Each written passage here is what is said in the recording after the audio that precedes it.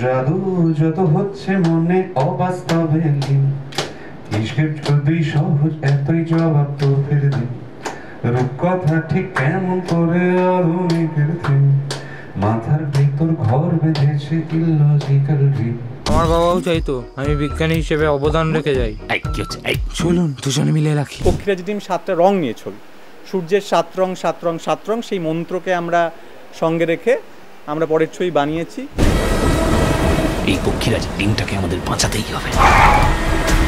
পক্ষীরাজের ডিম নামটা যেন রূপকথার গল্পের কাহিনীর নামের মতন। এই গল্পের আসছে বড় পর্দায় পক্ষীরাজের ডিম, সৌকর্য ঘোষালের ছবি পক্ষীরাজের ডিম আসছে বড় পর্দায়, এবং এবার পপিন্স ঘোতনের সঙ্গে যোগ দিচ্ছেন বটব্যয় স্যার, এবং বটব্যয় স্যারের ভূমিকায় রয়েছেন অনির্বাণ ভট্টাচার্য। হেভি হয়েছে। Thank you. ধুলো। আসুন জেনে নিই এই পপিন্স এবং ঘোতনের সঙ্গে বটব্যয় স্যারের কাহিনীটি। যেখানে জীবন আর রূপকথা অনেকটা এক হয়ে যাচ্ছে, মাঝখানে হাত ধরছে বিজ্ঞান, এটা কল্পবিজ্ঞান সায়েন্স ফ্যান্টাসি ছবি।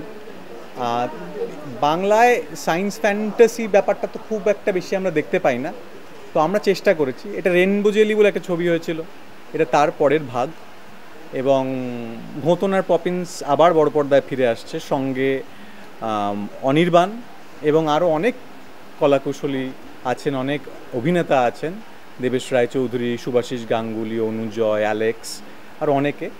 এটা একটা বাচ্চাদেরকে নিয়ে একটা ছবি। আসলে বাচ্চাদের ছবিগুলোতে কিছু হয় না, বড়দের ছবি হয় আর সার্বজনীন ছবি হয়। এটা একটা সার্বজনীন ছবি।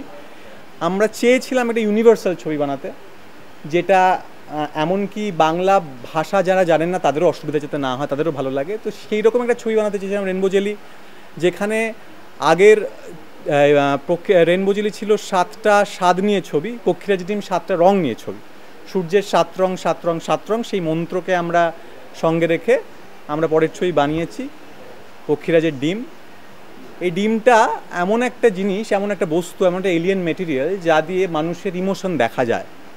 তো সেটা দিয়ে ইমোশন দেখতে পেয়ে ঘোতন, পপিন্স আর বটব্যাল কী কাণ্ডটা করবে এবং সেই জিনিসটি হাতিয়ে নেওয়ার জন্য যে ভিলেন তাকে কিভাবে আটকাবে, সেটা দেখার জন্যই পক্ষীরাজের ডিম দেখতে হবে। আপনি বলছেন এই প্রিজমটার মধ্যে দিয়ে ইমোশন দেখা যাচ্ছে? এক্স্যাক্টলি। শুটিংয়ে ঘোষাল স্যার ওকে নিয়ে খুব ব্যতিব্যস্ত থাকতেন। শুটিংয়ে বটব্যাল স্যারের কোনো চাপ ছিল না, হ্যাঁ, কারণ শুটিংয়েরও স্যার ছিল ঘোষাল স্যার, আর চিত্রনাট্যে ওর স্যার বটব্যাল স্যার। কিন্তু আমি তোকে হেল্পই করেছি বল বেশিরভাগ সময়। হ্যাঁ, যখন সৌকর্য তোর ওপর মারাত্মক রেগে যেত তখন তো আমি তোকে সাহায্যই করতাম। করছিস কেন? সে তো পুরোনো দিনের ছবির লোকেদের মতো। হ্যাঁ, আমি বোকা দিয়েছি কখনো তোকে? মনে পড়ে না, দিতেও পারো। নানাবিধ ঢং, কখনো বকা দিইনি আমি মহাব্রতকে। না দেয়নি, কখনো দিইনি। আরেকজন একটু চুপচাপ থাকতেই পছন্দ করে, তার থেকে আমি শুনি একটু যে এই স্যারের সঙ্গে কাজ করার অভিজ্ঞতা কেমন। মানে ঘটনের সঙ্গে তো আগে হয়েই গেছে, মহাব্রতের সঙ্গে তবুও বড় হওয়ার পর। আমার খুবই ভালো লেগেছে, কারণ মানে এটা খুব একটা ফ্রেন্ডলি অ্যাটমসফিয়ার ছিল। আর আমি বকা খুব একটা খাই না না না, ও গুড গার্ল, এ হচ্ছে একদম মানে বকা খাওয়ার মাস্টার। আচ্ছা, ওইটা দিন কি ছিলি তোরা? সেই আমাদের একটা তোর শুটিং এ মারাত্মক বৃষ্টি শুরু হলো এই খালি জায়গাটা, তুই আর আমি একটা টেন্টে থাকলাম। হ্যাঁ, তুই ছিলি অন্য? না, তুই অন্য টেন্টে ছিলি। সেই তো জল হয়ে যাচ্ছে, বেরিয়ে যাচ্ছে। ওটা একটা চমৎকার অভিজ্ঞতা শুটিং। এরকমই একটা উইশ তো করতামই মহাব্রতের মতো, যে বিভিন্ন জায়গায় যাওয়া যাবে টিকিট কাটা ছাড়া বা এই সবগুলো ছাড়া, বেশ একটা ডানাওয়ালা ঘোড়ায় চেপে বিভিন্ন জায়গায় যাওয়া যাবে। এটা তো খুবই ভালো, কিন্তু আমি যেহেতু বড় হয়ে গেছি তাই আমাকে একটু দেখতে হবে যে পক্ষীরাজের ডিম পোষার ইনভেস্টমেন্ট কি আছে, মানে কি খায়, হ্যাঁ, সেই খাবার কিনতে কত টাকা লাগে, এগুলো একটু বুঝে নিতে হবে, ঠিক আছে? না হলে আমি পুষবো আর তোকে আমি পাঠাবো, তুই বিভিন্ন জায়গায় যাস, ঠিক আছে? আর কোনো উইশ নেই আমাদের সবার। পক্ষীরাজের ডিম পক্ষীরাজ বানাবে অনুবেগা, কিভাবে বানাবে সেটা খুব খুশি, আত্মীয় স্বজনরা খুব খুশি, এবং তারা বলছে অবশ্যই দেখতে যাবে। আর কি বলবো? শুটিং এর এক্সপিরিয়েন্স বলতে পুরো শুটিংটাই তো একটা দারুণ একটা ব্যাপার, মানে একটা বেশ জার্নি, একটা যাত্রা। তো সেই শুটিংটা তো খুব ভালোই এক্সপিরিয়েন্স, ভালোই লেগেছে আর কি। আর সব দিক থেকেই ভালো, কাজ করেও ভালো লেগেছে আমাদের সাথে যারা ছিল তাদের সাথে।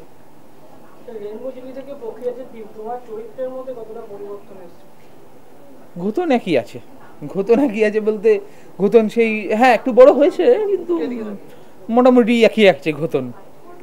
তুমি কি বলতে চাইবে ছবিটা একটুখানি বলো। আমি বলবো যে এটা একটা খুবই এক্সাইটিং এক্সপিরিয়েন্স ছিল আমার জন্য, and I am pretty sure যে সবারও দারুণ লাগবে এটা দেখতে। So I would request everybody to watch it. আর অনির্বাণ ভট্টাচার্যের সঙ্গে কাজ করলে ওনার সঙ্গে হ্যাঁ খুব ভালো লেগেছে, because he is very friendly and খুব গাইড করেছেন আমাকে, and it was very comfortable সবার সঙ্গে কাজ করে। কারণ পক্ষীরাজের ডিম ভীষণ স্পেশাল একটা কাজ, ভীষণ আনন্দ করে আমরা কাজ করেছি। মহাব্রত রয়েছে, অনিমেঘা রয়েছে এবং অনির্বাণদা রয়েছেন একটা দুর্ধর্ষ পার্টে। তো খুব আনন্দ করে আমরা কাজ করেছি এবং ছবিটার মধ্যে একটা দারুণ পজিটিভ এনার্জি রয়েছে, সেই এনার্জিটা এখানে ঢোকার পর থেকে ফিল করতে পারছি, তাই দারুণ লাগছে। হ্যাঁ দেখো, 7 বছর আগে রেইনবো জেলি হয়েছিল, যেটা আমার প্রথম মিউজিক ডিরেকশনের কাজ ছিল কোনো বড় ফিচার ফিল্মের জন্য। তো প্রথম কাজ সবসময় খুব স্পেশাল হয়ে থাকে, এবং যেহেতু পক্ষীরাজের ডিম রেইনবো জেলির একদম ডাইরেক্ট সিকুয়েল, তাই জন্য অবভিয়াসলি পক্ষীরাজের ডিম কাজ করার সময় প্রচুর স্মৃতি মনে পড়ে গেছে। আর রেইনবো জেলিতে আমরা একটা জিনিস করেছিলাম যেটার মধ্যে একটা নতুনত্ব ছিল, যে সমস্ত মিউজিক আমরা কিচেন থেকে আরম্ভ করে ঘরের আসবাবপত্রের সাউন্ডস দিয়ে আমরা প্রচুর মিউজিক তৈরি করেছিলাম। পক্ষীরাজের ডিমেও কিন্তু আমরা সেটা করেছি, তাই জন্য হ্যাঁ পক্ষীরাজের ডিমে কাজ করতে গিয়েও রেইনবো জেলির বহু কথা মনে পড়ে যাচ্ছে। কল্পনা বিজ্ঞান যেখানে মিশে গেছে, পক্ষীরাজের ডিম আসছে বড় পর্দায় আগামী 13ই জুন। সৌকর্য ঘোষালের পরিচালনায় আসছে এই ছবি, এবং এই ছবিতে বাড়তি মজা কিন্তু যোগ করছেন বটব্যয় স্যার। আমরা শুনে নিলাম তাদের মুখ থেকেই যে এই ছবির কাহিনী ঠিক কেমন হতে চলেছে। ক্যামেরায় সন্তোষ রায়ের সঙ্গে সহেলি বিশ্বাস, ওঙ্কার বাংলা।